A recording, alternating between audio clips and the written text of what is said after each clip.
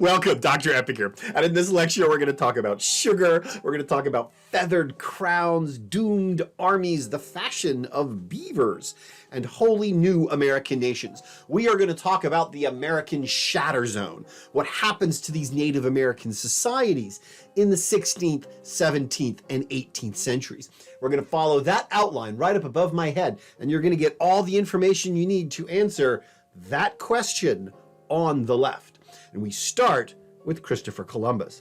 Columbus, of course, crosses the mid-Atlantic in 1492 and immediately introduces Europeans and Old World diseases to Native America. And the Native American world begins to break apart. It starts to shatter. Now, we've already covered Columbus himself, what he may or may not have done in the 15th century in the Caribbean. But it doesn't matter because we are now moving beyond Columbus. 1500, Columbus is arrested. He's sent to prison. He works out a deal with the Spanish monarchs and then sort of ends his life in disgrace and ignominy. But the Spanish New World continues without him, but it doesn't do very, very well at all. For the first 30 years, the Spanish Caribbean, the New World, is a complete bust. There's no silk, there's no cinnamon, there's no cardamom. The Portuguese are already making a ton of money trading with India and the Spice Islands.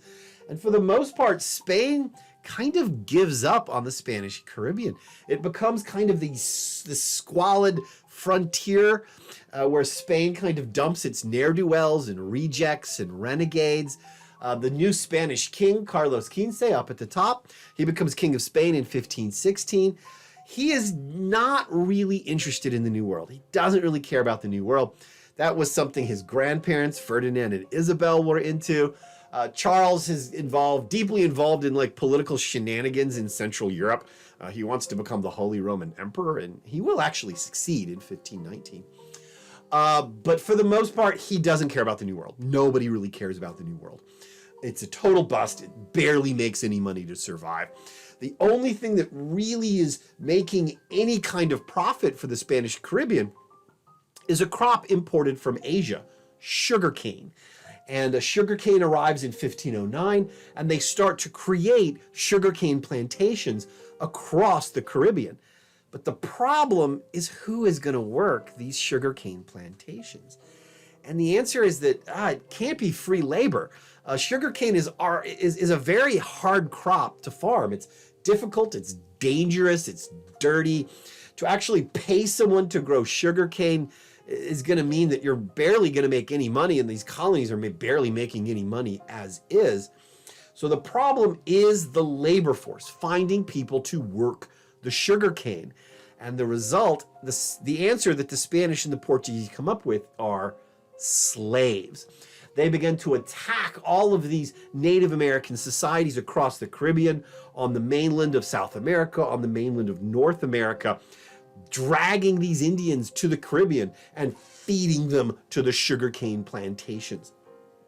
And indeed, there's almost no plant in history with a bloodier reputation than sugarcane. The cruelty and rapaciousness of these sugarcane plantations in the Caribbean is incredible. And if you're interested in a really good history book on the subject, Sidney Mintz's Sweetness and Power details the bloody past of sugar as sugar starts to flow into Europe and it starts to make money. But there is a problem with the Indian slaves in that, you can see from the upper left, they'll drag 5,000 Native American slaves to Jamaica or Hispaniola or Barbados and imprison them and enslave them and force them to work the sugarcane fields. But after a few years, they all start getting sick and dying.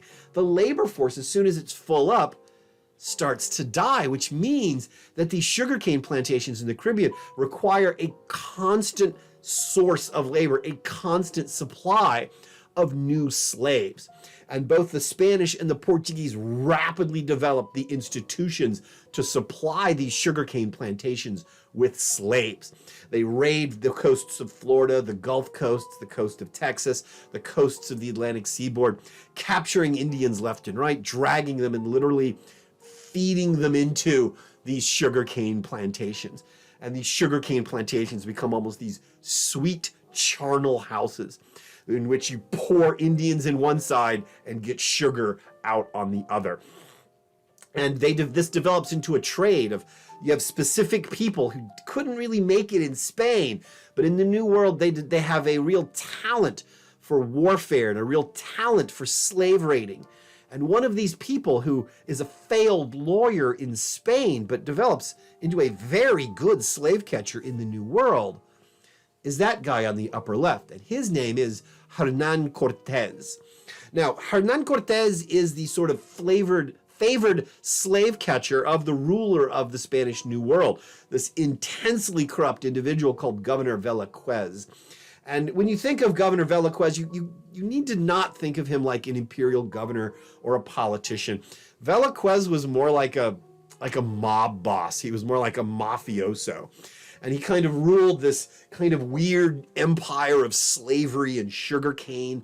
And Cortez was one of the best slave catchers that he had. But there's a falling out between Cortez and Velázquez. Cortez is a failed lawyer, and Cortez is very good at catching slaves. But one of the things that Cortez really likes is like other men's wives. And Cortez starts this like torrid affair with Velázquez's sister-in-law. And Velázquez finds out about it, and Cortez has got to get out of Cuba super quick. And so Cortez ends up appointing himself as the leader of an expedition to the west. So sort of get out of Cuba before Velázquez kills him. And with his 500 men, he goes on an expedition to the west where he bumps into the Aztec Empire. And then what follows is one of the great stories of history, the conquest of the Aztec Empire, 1519 to 1521, in which Cortez and his sort of collection of ne'er-do-wells and renegades and rejects. I mean, you can see in this mural painting there on the left, that's Cortez on the right side of the painting. Behind him is his pet psychopath, this guy called Pedro de Alvarado. And right in front of Cortez is La Malinche, the Aztec princess who betrayed her own people. And they're talking to the emperor of the Aztecs, Montezuma himself. And the conquest of the Aztecs is such an incredible story. I really wish I could tell you the whole thing, but I just can't. This lecture is already going to be too long. So here's probably the 4 best books written on the conquest of the Aztec Empire, right up above my head, and this includes Bernal Diaz del Castillo's Conquest of New Spain. It's a primary history. Diaz del Castillo was a soldier in the army of Cortez, and they go and they meet the emperor, and there's all these political shenanigans go on, and they kind of attempt to take over the place without going to war, but the war essentially ends up erupting.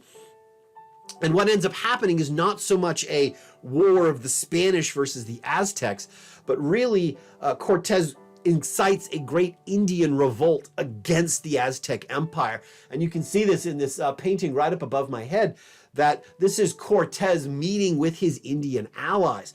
And, Cortez leads an army that's 90% Native American. And there's Cortez. You can see all the characters right up there. There's Cortez. In the middle is La Malinche. Right behind Cortez, that the blonde guy with his reddish blonde hair, that's his pet psychopath, Pedro de Alvarado. The guy with the busted hairline, that's Bernal Diaz del Castillo. And he leads this great Indian revolt. He follows the map there on the upper left. They fight back and forth. And the warfare between the Aztecs and the Spanish, and the rebellion that the Spanish are leading, is so brutal, and it is so intense that they fight these horrific battles for 2 years. And you can see from this like really dope drawing on the lower left, it is an absolutely savage fight. It's the warfare between the Aztecs and the Spanish are like 2 men fighting with knives in a closet. I mean, they're just going at each other left and right. And what happens with the Aztecs is it is literally an entire civilization fighting for its life against these foreign invaders and their own rebels. And it is neither side gives nor receives quarters. There's brutal atrocities on each side, absolutely horrific. And the battles go back and forth.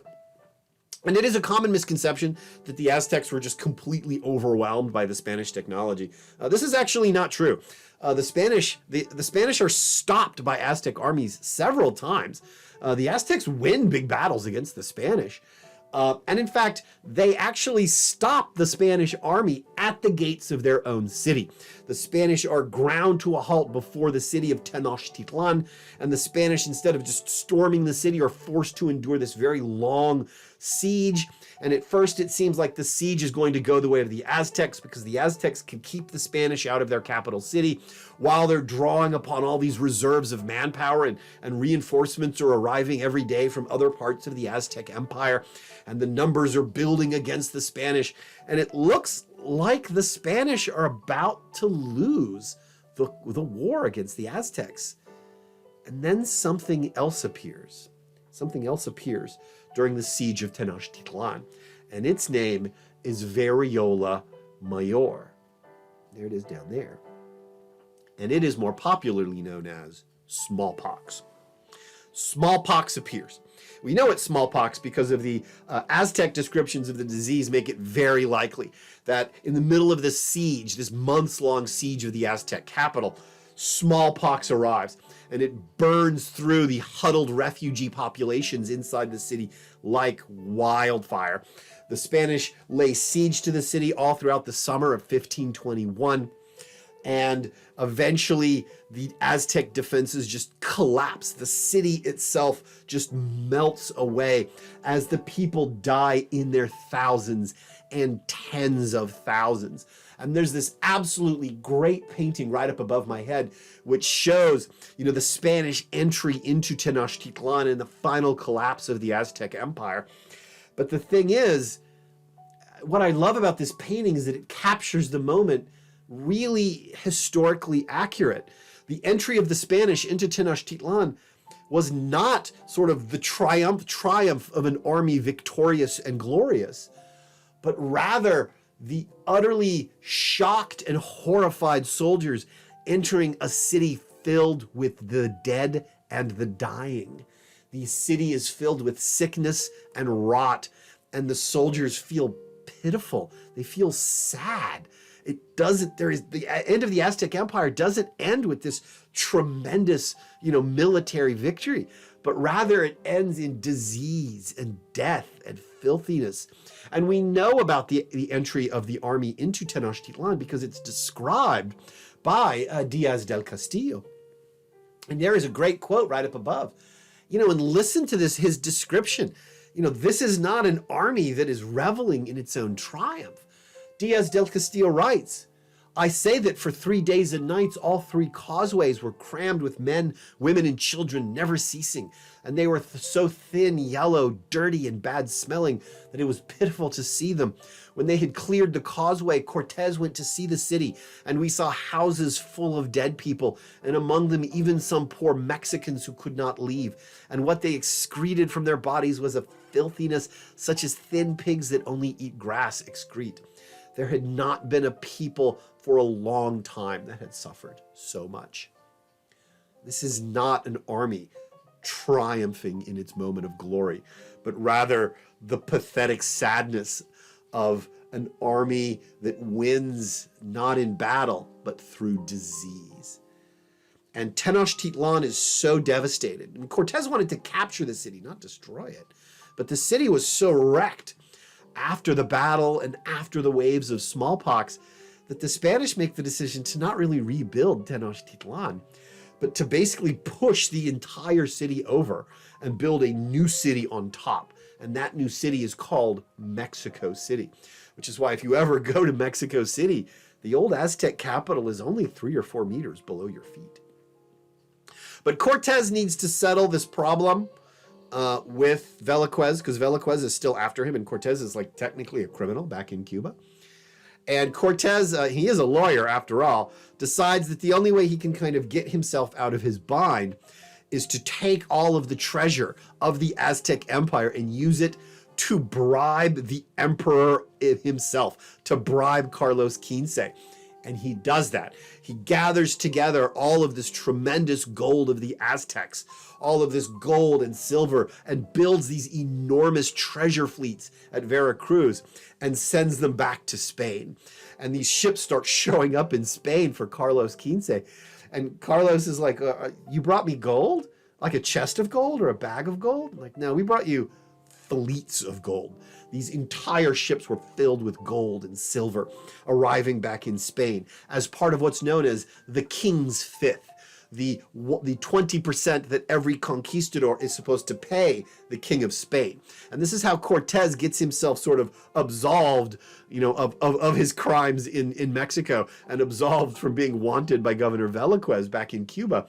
He bribes the Emperor of the Holy Roman Empire, Charles V. He bribes the Emperor. And Cortez is bought off.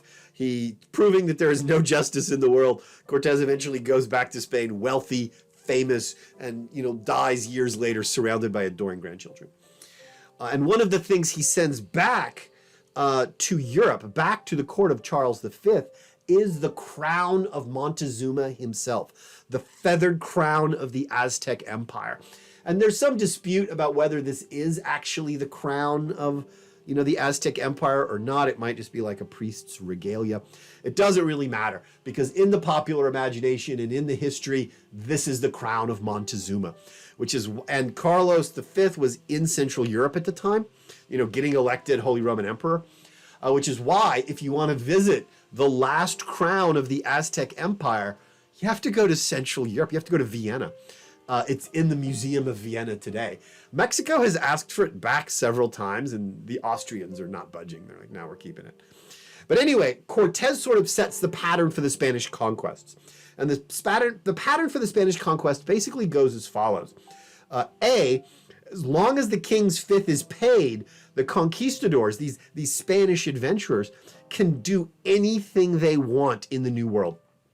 The conquistadors are given a free license to pillage and rape and loot and murder all across Native America, across both continents, as long as they pay their fifth to the king. He will forgive them from any crimes they commit. Because that's what Cortez did, and that's what everybody else wants to do.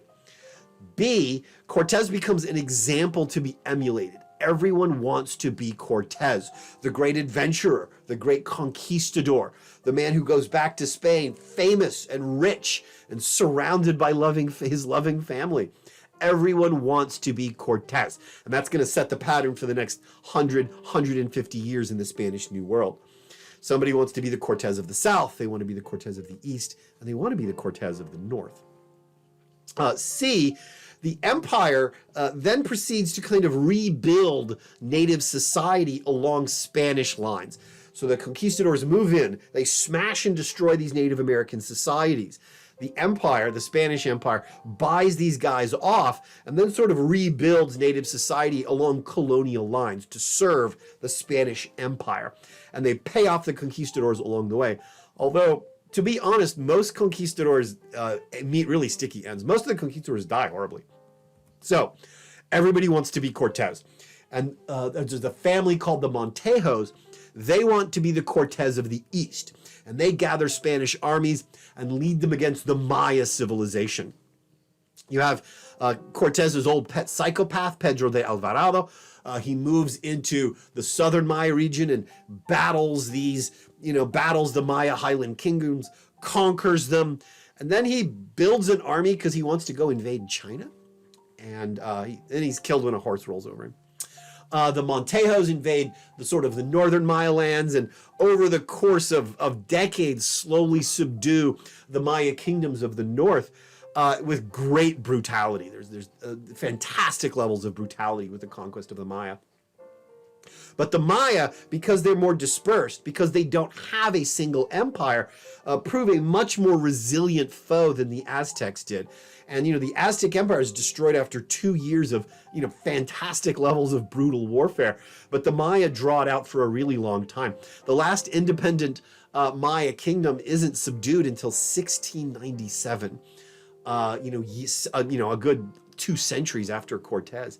But one of the things that the Spanish do is as they capture these Maya kingdoms, as they capture these Maya towns, they find these books, these libraries of the Maya, and assuming them to be the works of the devil, they burn the Maya libraries. Thousands of books are consumed in the flames. Of the Spanish conquest, only 4 or 5 books, depending on how you count them, actually survived the conquest. And all of these books, like that book on the lower left, are absolutely priceless because they are the last survivors of a truly Native American literary tradition. Down south, there's a guy called Francisco Pizarro, and Pizarro wants to be the Cortez of the South. All right, so he gathers this army, he moves along the coast of South America, and he slams into the Inca Empire. But the Inca Empire, the largest, most powerful Native American state, should have been able to just sort of swat the Spanish adventurers away. But you see, when Pizarro arrives in the Spanish Empire, there's actually a civil war going on. The civil war has been triggered by a pandemic disease, which took out the old emperor and devastated the previous generation. So the result is you have 2 brothers who are contending with one another to be the emperor of the Inca, and Pizarro arrives and he portrays him, he aligns himself with the weaker brother against the stronger brother, and he kills the stronger brother, and then he turns and murders the younger brother. And then you have another 50 years of warfare along the mountains of the Andes before the Spanish can really subdue the Inca Empire. And vestiges, tiny little holdouts of the Inca, last for decades afterwards. But Pizarro himself does not live to be famous and well loved and go back to Spain. Pizarro doesn't live to see the end of the conquest of the Inca. He dies in the middle of it. Pizarro captures all this gold and then figures out he doesn't have enough gold to pay off his own soldiers. So he decides to murder half his own army by sending them on this death march through the desert. And the survivors are pretty salty about this. So they burst into his house and they murder him in 1541. Pizarro is in fact murdered by his own soldiers. And it's really, they really brutally murder him. It's very Game of Thrones. They ambush him during mass and they shoot him with crossbows and they fight him and they wrestle him to the ground and pull his hair back and shove a sword down his throat. It's awful. But yeah, most of these conquistadors meet really sticky ends. Most of them do not survive to be famous and well acclaimed. And for the 16th century, and frankly for much of the 17th century too, the Spanish Empire is really just kind of rebuilding these societies that it inherited from the conquistadors. The Spanish Empire spends much of the 16th century putting these areas kind of back together in a way that they can actually function as part of the Spanish Empire. However, they build it in a very particular way. The Spanish build the political and economic structures of their New World Empire to be purely extractive, which is to say the only point of this Spanish New World Empire is to fill up that treasure fleet just like Cortez did back in 1541. The entire point of all these economies, from the Andes to the Rio Grande, is to fill up those treasure ships every year. The purpose of these colonies is to gather treasure and send it back to Spain. And secondly, in order to diminish any revolts, they replace these very commercially complex, very wealthy Native American economies with really, really simple, extractive feudal economies, which is again how you go from the glittering wealth of the Aztec Empire to broken, poverty-stricken colonial Mexico. Now, Pizarro wanted to be the Cortez of the South, and he sort of succeeded. Alvarado and Montejo wanted to be the Cortez of the East, and they sort of succeeded. And somebody wants to be the Cortez of the North, which raises 2 additional questions, which is 1, who is going to be the Cortez of the North? We have a lot of different contenders to be the Cortez of the North.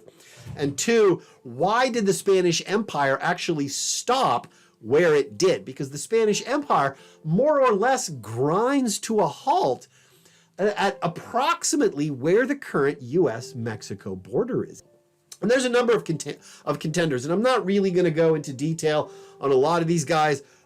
Almost all of them meet very sticky ends. The first guy who wants to be the Cortez of the North is Vasquez de Ayllon, who gathers up all these Spanish and invades the coast of the Carolinas, and he sets up a fort. And his big novelty is he's going to use slaves from Africa.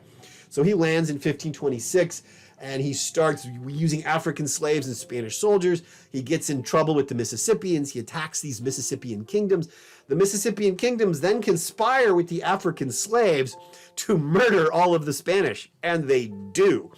Ayllon is himself killed, and it's one of the weirdest footnotes of history. These African slaves then are freed and become part of the Mississippian kingdoms of the South. We've got a guy called Narvaez in 1528. We have Hernando Desoto in 1539 to 1541.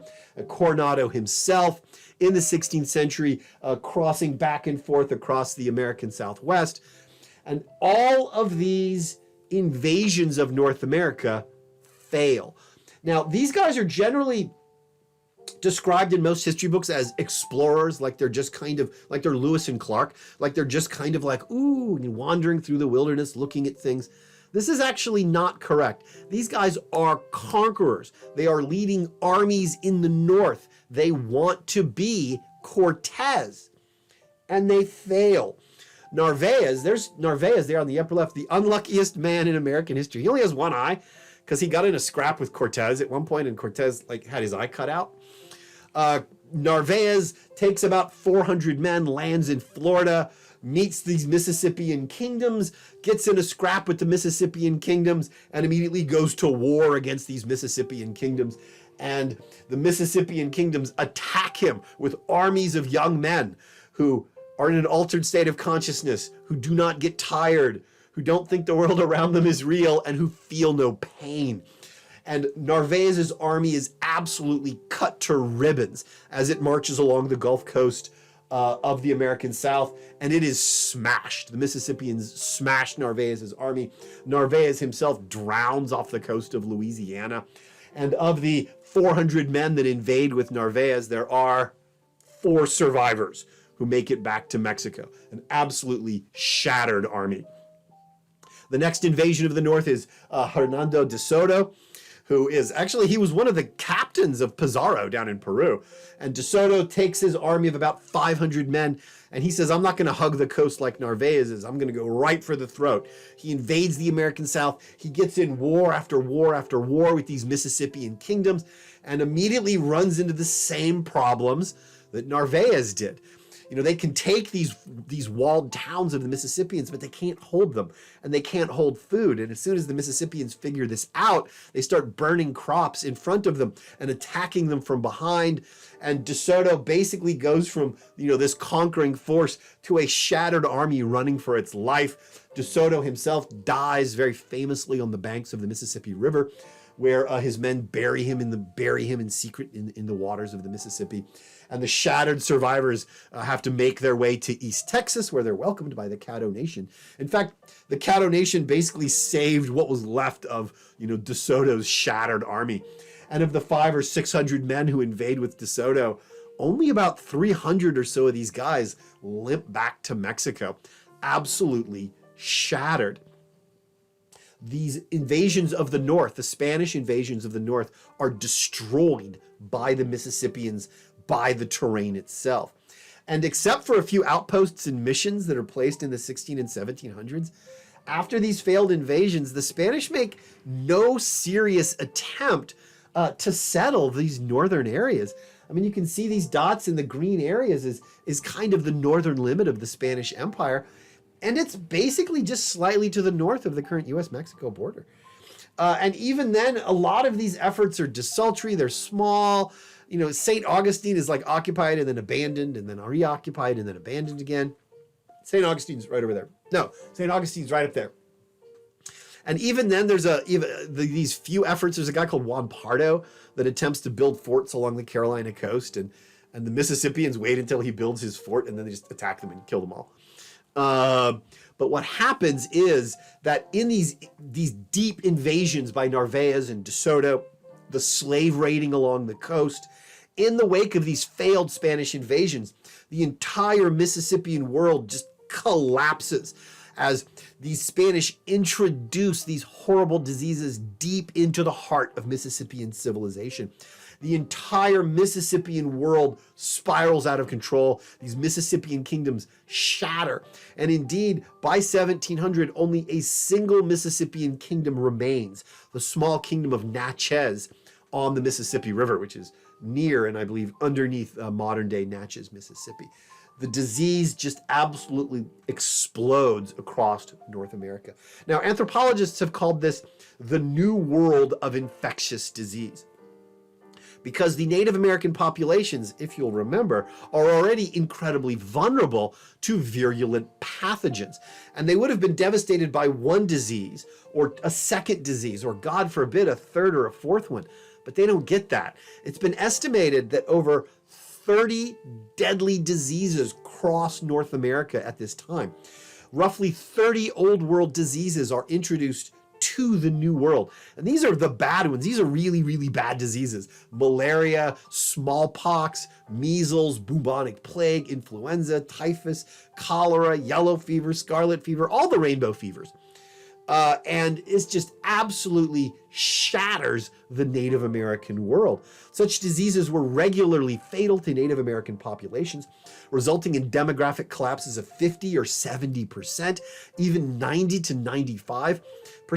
And in rare cases, we actually know, these waves of diseases resulted in mortality of 100%. Waves of diseases would kill entire nations in this new world of disease.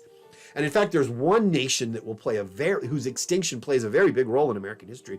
We're going to meet them in a little bit. The Patuxets. The Patuxet Nation goes from about 3,000 or 5,000 people to one after several waves of these diseases. Absolutely terrifying. Now, a lot of these numbers are very specious and they're estimates, and we're not really exactly sure how accurate they are. The only place where we actually do have an accurate accounting of the demographic collapse of Native America is in Mexico itself. And we know this because the Spanish, of course, conquered Mexico and start keeping track of basically who owes them money. And we can actually have the chart there on the upper left where the Spanish documented the population collapse of Mexico. And here historians have noted each of these really terrible waves of disease that come through. And basically, roughly in 1519, when Cortez lands in Mexico, there are about 21.5 million people living in modern day Mexico. 100 years later, 90% of those people are gone. And you can see the chart by 1650, it's basically 1.5 million people in the same area. The demographic collapse is astounding. This is the shattering of the Native American world. Why were these Native American societies so vulnerable to this new world of infection? You should already know the answer to this, and it should be percolating in your head. It is not just that they were introduced to unfamiliar diseases, but they already have a biological vulnerability that they have inherited from their Ice Age ancestors. This is actually true today. Native American populations are uniquely vulnerable to disease, whether it is in northern Canada, where tuberculosis will hit the general Canadian population, and it'll be bad, but then it'll get into these Native American populations and it'll just wreak havoc. Influenza will hit these relatively remote Native American communities in the Amazon. And influenza kills a large number of people each year in sort of the general population. And that percentage is doubled or tripled or even increased tenfold when you start talking about Native American communities. And whenever these diseases reach these really remote Native American communities, really Native American societies, really medical technology's got to get there really quick in the modern era. And our medical technology works. Like back in the 16th century, actually Native American medicine was better than European medicine. So the European medicines back in the 17th century were absolutely terrible. And this is actually sadly true of today with the COVID-19 pandemic. It's really hitting general populations quite hard, but it is just absolutely wreaking havoc among Native Americans and among Native Alaskans. It is just really, really devastating these people. It's hitting us pretty bad, and it's hitting Native Americans really, really hard. Now I'm going to introduce you to a new concept, this idea of the Shatterzone. Shatterzone is an anthropological and historical idea, and a Shatterzone is an area where traditional societies have been broken. They've been shattered.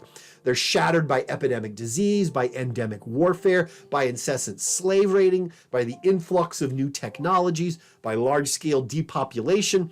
Some groups in the Shatterzone are annihilated completely, like the Mississippians are annihilated completely, almost completely shattered. Some groups survive but are very, very changed. Other groups sort of combine into wholly new American nations. But the survivors tend to be really aggressive. The survivors of these shatter zones tend to be mutually suspicious. They tend to be brutal. They tend to be very predatory. They start attacking groups outside of the shatter zone, which breaks these groups in turn and then extends the shatter zone even further. The people of the shatter zone are essentially existing in a post-apocalyptic world. And you can see from that map there on the upper left, this is the shattering of Mississippian society. When the Mississippian kingdoms shatter, you have large-scale depopulations, and peoples from the eastern woodlands start to move south and take over these areas. And these survivors tend to be brutal, they tend to be quite savage, because, how can you value human life when you've just watched, 50% of everyone you know die? When you've just watched 90% of everyone you know die. And the shatter zone never really goes away. The shatter zone is created in the 16th century, and inside this shatter zone, it continues to exist well into the 19th, and it doesn't really end until the 20th century. And what happens is, as the American frontier advances, it pushes these shattered groups into previously unshattered areas, but the groups then shatter the societies of those areas. The surviving groups are pushed into new native areas, and they introduce new technology, new modes of warfare, new diseases.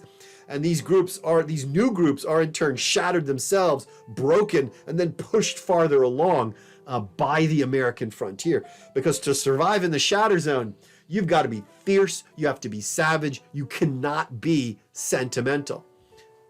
Generosity is punished in the shatter zone. The Native American societies that survive this new world of infection tend to be much more brutal, much more ruthless. This is a much more savage world that they inherit. And this is a world that tends to reward those kind of people. Predatory, vicious behavior wins. Generosity and kindness is punished. Again, these are the sort of post-apocalyptic survivors of this new world of infection.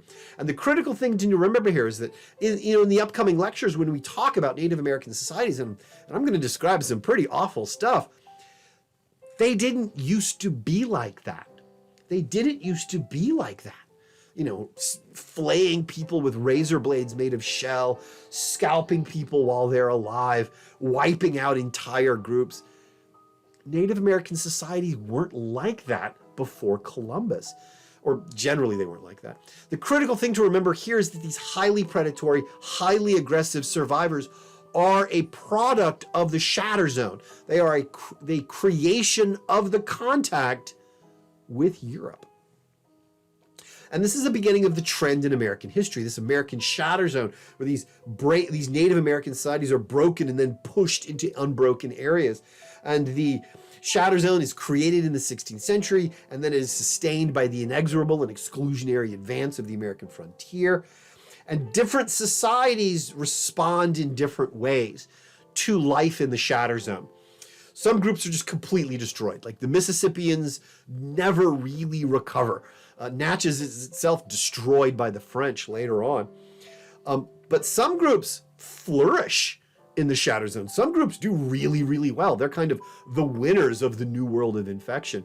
And other groups are completely created. Wholly new American nations emerge. And there's one really interesting exception to the sort of brutal life in the shatter zone. So some groups are destroyed, like the Mississippians. Other groups flourish.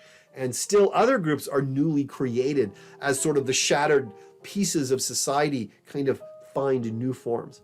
One of the groups that does very well in the Shatterzone are the Iroquois Confederation. And in fact, the Iroquois Confederation ends up being kind of the winners of the American Shatterzone. Now, the Iroquois already have a number of really big advantages. They're large, they're powerful, they have 5 different nations that work together, they have one of which is the Mohawk. But what really fuels Iroquois aggression is an animal, the North American beaver. Because what happens is that beaver fur is really pretty. If it's treated well, it becomes incredibly tough, it becomes incredibly beautiful, and it's waterproof. And back in Europe, this becomes really, really valuable. Having a hat or a coat made out of beaver skin, especially in the very wet, very cold areas of Europe, is considered extremely fashionable. And it is considered incredibly useful. It keeps you warm, it keeps you dry, and it makes you look amazing. But the problem with beavers is that to get to a large beaver takes about a decade or 2, which means that very rapidly when the Indians hunt beaver, they very rapidly depopulate an area of these big North American beavers. And the Iroquois really take up the beaver hunt, and they make contact with these Dutch and French trading outposts on the East Coast. I mean, Quebec is founded in 1608, Montreal is founded in 1611, New Amsterdam is founded by the Dutch in 1624. So what the Iroquois do is they'll move into an area, hunt out the beavers, take the beaver skins back to Quebec or Montreal or New Amsterdam and sell them. And in return, they buy guns. They buy muskets, and they use the muskets not to hunt beavers, because you hunt beavers with traps, but they use the muskets to launch morning wars and attacks on their neighbors. The Iroquois explode across the Great Lakes, and they attack these Indian nations and force them to leave. They force the Indian nations to give up their own hunting rights to their land. Then the Iroquois will move in, trap all the beavers out of this one area, out of one of the Great Lakes, sell the beaver hide to buy more weapons, and then launch another attack on another part of the Great Lakes. All of this has been documented in a really great book on this by Alan Axelrod called A Savage Empire, as the Iroquois basically smash societies across the US-Canadian border. And indeed, the Iroquois become so powerful that the French actually decide to take the Iroquois out at one point, and the Iroquois just defeat the French. Just swat the French away. And the Iroquois emerge as clearly the winners of the American Shatterzone. But there are new groups that emerge. Between the 16th century Spanish invasions and the large-scale epidemics, the Mississippians are almost all smashed. The survivors are greatly changed, much reduced. They're very brutalized. The Eastern Woodlands groups begin to move south into what is largely unoccupied area, because it's just covered with these, these shattered remains of these Mississippian kingdoms, and new groups begin to form. And one of these groups, the largest and most famous of these groups, is the Cherokee Nation. Now, the Cherokee are a Native American people. They speak an Iroquoian language. They are an Eastern Woodlands group, but they basically absorb this kind of culture and practices of the Mississippians. And this migration south is actually documented in Cherokee oral tradition. Now, in these sort of histories of the Cherokee, which were written in the 18th century, the Cherokee talk about how they arrived from elsewhere, arriving in a land full of, in their words, moon-eyed albinos. Now, these moon-eyed albinos are likely the survivors of the old Mississippian world that defeated the Spanish armies, but it cost them their entire civilization. Now, here is, in the upper map, is sort of roughly an area of the various Cherokee nations. Now, the Cherokee seem, because it's still being quite debated, the Cherokee seem to be produced by a fusion of shattered Mississippian peoples, migrants moving south from the eastern woodlands, and they inherit many of the ideas and religious concepts and ritual of the Mississippians, but they speak an Iroquoian language. So that's how we know they're from the north. Now, the Cherokee rapidly kind of rebuild large parts of the old Mississippian world. The Cherokee become the largest and most socially complex Native American society in the continental United States. And one of the reasons that the Cherokee do so well is the Cherokee acquire this tradition. They have a very famous tradition of hospitality. They tend to be very welcoming of outsiders and outcasts.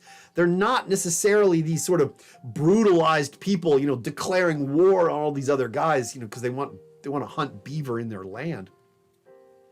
And Cherokee hospitality is really famous.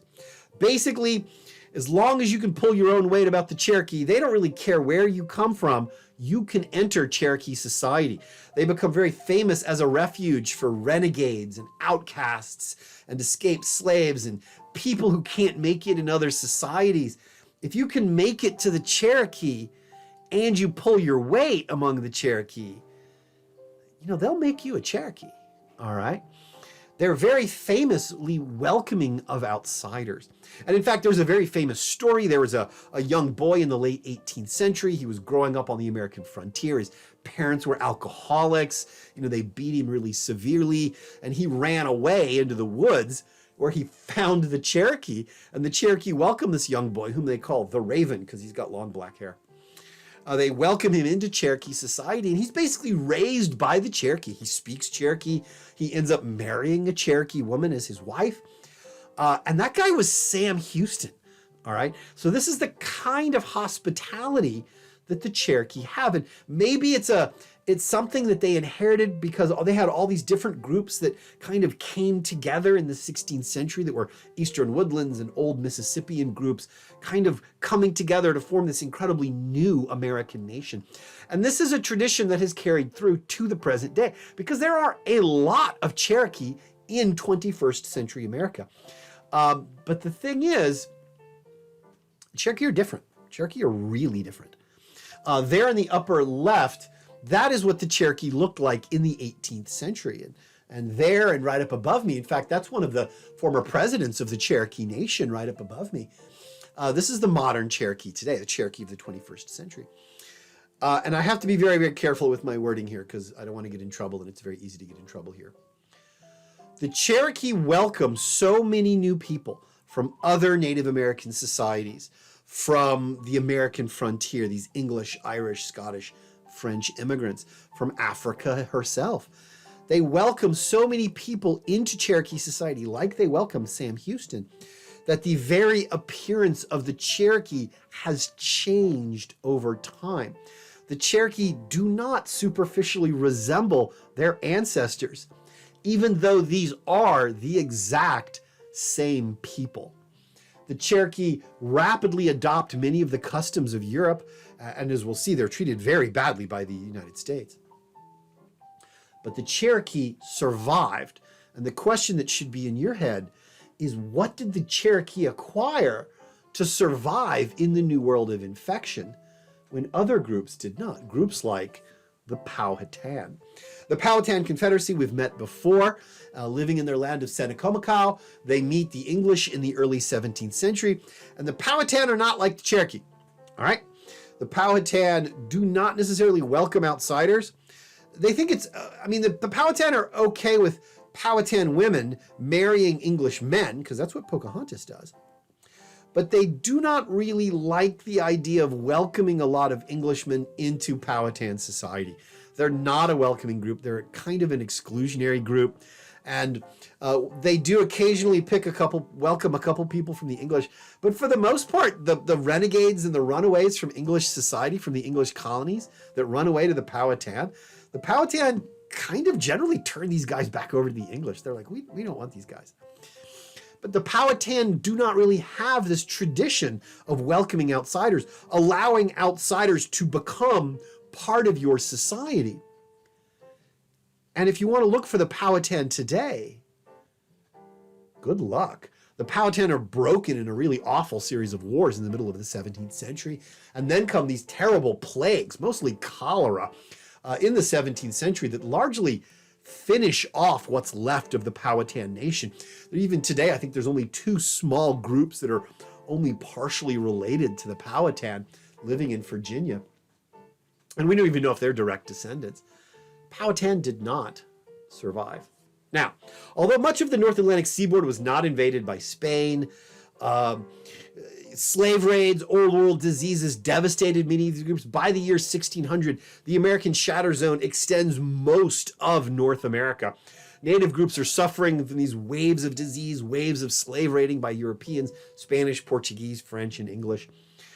Endemic wars among themselves over beavers, over the remains of the old Mississippian world. So this is a harsh environment. It is a harsh, new, post-apocalyptic world that exists in the American Shatterzone. And arriving in this very violent, very brutal landscape, English settlers, the Pilgrims, and they have no idea what they're getting themselves into. But now, you should have every bit of information you need to answer that question right there. You should be able to explain the geological and biological factors that made Native Americans vulnerable to deadly virulent pathogens. What did Native American groups need to acquire to survive? Explain why some groups that welcomed outsiders survived, like the Cherokee, while more exclusionary groups, like the Powhatan, did not. Did Native America collapse on its own, or was it destroyed? Did Europe kill 40 million people? Are they responsible for the greatest demographic collapse, in human history? And that brings us to the end of our discussion of the rise and fall of Native America, as we've turned Native America from the Ice Age to the American Shatterzone. And then we're going to meet the people who begin to enter the Shatterzone in the next section. And I will see you there.